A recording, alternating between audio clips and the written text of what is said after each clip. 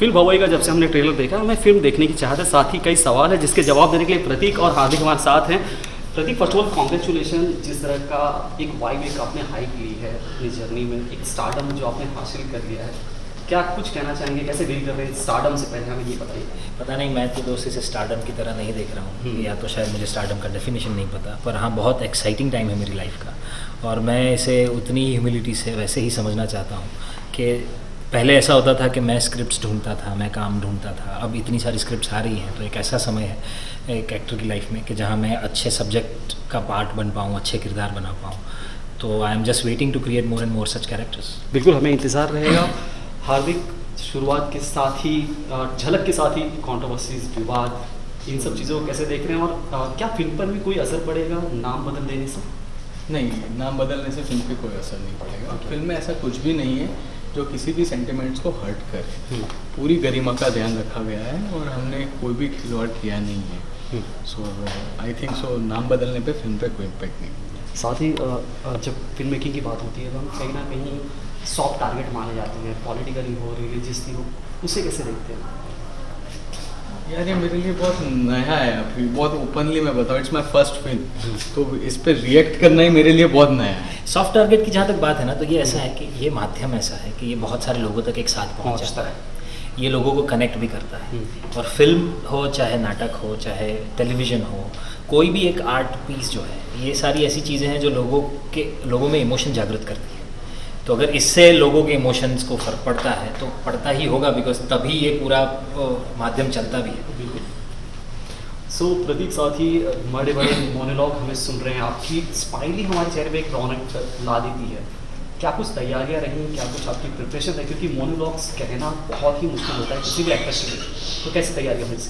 इसके लिए हमने काफ़ी तैयारी की थी, मतलब अच्छे खासे वर्कशॉप्स किए थे, स्क्रिप्ट पढ़ी गई थी, बहुत बार हमने स्क्रिप्ट पढ़ी थी, और हमने साथ में बैठ के डांस के रिहर्सल्स किए थे, बिकॉज ये जब पोस्चर्स बहुत रिक्वायर थे रावण के लिए, राम के लिए, राम जी के लिए, और जो सारी चीज़ें थी उसके लिए पोस्चर्स की एक ट्रेनिंग हुई थी प्रॉपर, जिसमें डांस फॉर्म में कैसे बॉडी मूवमेंट्स किए जाते हैं, तो सारे वर्कशॉप्स का पार्ट। और क्योंकि रामलीला में, अगर आपने कभी स्टेज पर रामलीला देखी हो, वो नृत्य नाटिका का एक फॉर्मेट है, तो वहाँ पर होता क्या है कि जब आप युद्ध का सीन बताते हो, जब बाण भी चलाते हो, तो सिर्फ खड़े रह के नहीं चलाते, उसमें कांस्टेंट एक मूवमेंट है, एक डांस है। तो उन सब चीज़ों की बहुत रिहर्सल की थी हमने, उसकी काफ़ी तैयारियाँ की थी। और वॉइस मॉड्यूलेशन की जहाँ तक बात है, किस हिसाब से रावण के डायलॉग करने हैं, तो आई गेस मैंने इतने साल थिएटर किया है, थिएटर पर ऐसे कई सारे किरदार भी किए हैं, तो उससे भी काफ़ी मदद मिली। हार्दिक, क्या पहली चॉइस प्रतीक ही थे, और यूँ कहें प्रतीक उस कहा जाए उस लेवल तक उस वक्त पॉपुलर भी थे कि जब आपने इन्हें साइन किया था, आपकी पहले की दोस्ती भी है, तो कैसे सारी चीज़ें पॉसिबल हो पाई? स्क्रिप्ट जब लिखी गई थी तो दिमाग में कुछ चीज़ें चल रही थी, बहुत ओपनली बताऊं, पर मुझे जो फेस चाहिए था, बहुत कॉमन हमारे बीच का एक चेहरा चाहिए था। प्रतीक के मिलने के बाद लगा कि ये खा जाएगा, पुल ऑफ कर लेगा, सो सीधा हमने शूट स्टार्ट किया। ओके, साथ ही प्रतीक, आज काफ़ी उम्मीदें होती है ऑडियंस को आपसे, जब से स्कैम लोगों के बीच आया, क्या प्रोसेस आज साथ में कर सकते हैं कि मुझे ये फिल्म करनी है, मुझे इस फिल्म को अवॉइड करना है? और साथ में भवई की बात की जाए, क्या उस वक्त अगर मिलते आप करते हैं, क्या कुछ आपका रिस्पॉन्स होता? यार, मेरा प्रोजेक्ट को सिलेक्ट करना या किसी स्क्रिप्ट से जुड़ने का जो निर्णय होता है वो बहुत ऑर्गेनिक है। मैं गट फील पे जाता हूँ, स्क्रिप्ट पढ़ने के बाद, नरेशन लेने के बाद, अगर मुझे लगता है कि हाँ ये इमोशंस मेरे साथ काम कर रहे हैं, मैं इस किरदार के इमोशंस को समझ पा रहा हूँ, मैं उसकी दुनिया का भाग बनना चाहता हूँ, तो फिर मैं वो स्क्रिप्ट करता हूँ। पहले भी यही करता था, अभी भी यही करता हूँ। रामलीला की बात हो रही है, रामलीला के साथ हमारी यादें जुड़ी होती है। आप तो खैर आपने सालों साल तक थिएटर किया हुआ है, बचपन की अगर बचपन की यादों की बात की जाए, या जब आप थिएटर करते, क्या कुछ मेमोरीज है, कुछ हमें बताएं इसके बारे में? अरे बहुत सारी मेमोरीज हैं, और मुझे लगता है इंडिया में शायद ही ऐसे कोई बच्चे होंगे जिसकी मेमोरी ना हो, जिसकी मेमोरी स्कूल वाली, स्कूल के थिएटर की ना हो। और स्कूल फैंसी ड्रेस कॉम्पिटिशन में आप राम, कृष्ण, महादेव, ये सारे किरदार हम सब ने कहीं ना कहीं किए हैं। बिल्कुल। तो ये और माइथोलॉजी तो हमारे साथ ऐसी जुड़ी हुई है, और मैं तो उस समय का हूँ जब हम लोगों ने डीडी पे पूरी रामायण देखी थी। तो अब बहुत सारी चीज़ें होती हैं जो शायद, और उस उम्र में देखा था कि अब तक जहन में वही ताज़ा है। मेरा तो रिवाइज भी हो गया कि फिल्म जब बनानी थी तो मैंने सारी जितनी अपनी फेमस रामलीला हो रही है, चाहे दिल्ली की हो या रामनगर की हो, मैंने हर जगह की रामलीला के वीडियो सारे पूरे पहले रिफ़र किए गए थे कि कहाँ कैसे किस तरह से किया जाता है। तो मेरा तो रिवीजन भी हो चुका है, so that we get that form right। बिल्कुल। साथ ही थिएटर में रिलीज़ होने वाली है, बहुत बड़ी बात है आज की।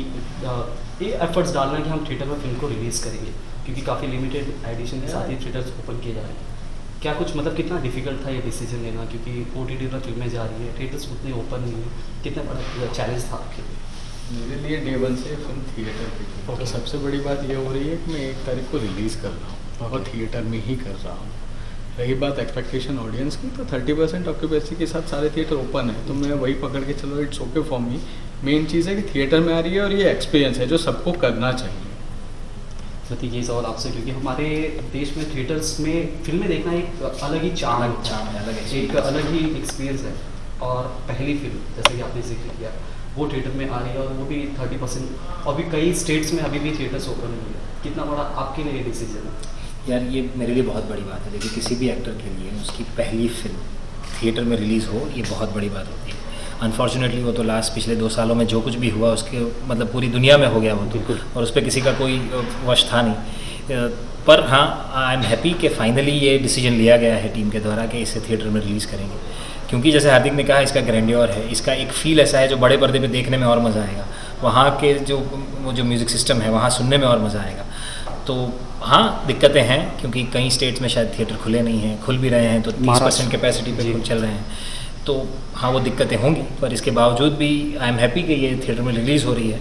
तो अपना मास्क और सैनिटाइज़र लेके हम चाहेंगे कि सारी ऑडियंस जितनी भी हो सके सब जाएं, देखें और अपना रिव्यू हम तक पहुँचाएं। बिल्कुल, सभी वही प्यार का इंतजार करें कि थिएटर में फिल्मों को देखने के लिए लोग एक्साइटेड हैं। सो फाइनल कमेंट क्या कहेंगे, क्या ऑडियंस को मैसेज देना चाहेंगे? आज कहा जाए सालों के बाद, 1 साल बाद मुलाकात हो रही है आपसे, क्या कुछ कहना चाहेंगे उन्हें?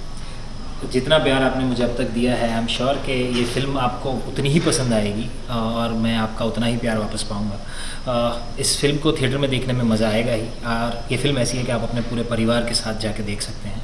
हाँ, सारे जितने सेफ्टी प्रिकॉशंस हैं जो हमें लेने हैं उसका ध्यान रखिएगा, पर थिएटर में जाके ज़रूर देखिएगा। हार्दिक, कुछ ऐड करेंगे? बहुत टाइम बाद पारिवारिक फिल्म आ रही है, मैं वही बोल रहा हूँ कि पूरे फैमिली के साथ बैठ के आप देख सकते हैं और प्लीज़ जाइए। थैंक यू सो मच आपसे बात करें। उम्मीद करते हैं जैसा कि प्रतीक आपको इतना प्यार मिला है और आपकी फिल्मों को मिलता रहा है, इस बार वही चार्म वही बरकरार रहे और जितने विवाद कहा जाए इस फिल्म के साथ जुड़े सारे कहा जाए ध्वस्त हो जाए, लोगों को ये फिल्म पसंद आए। थैंक यू सो मच हमसे बात करें। Thank you very much. Cameraman Anto के साथ उमेश शुक्ला, E24 मुंबई।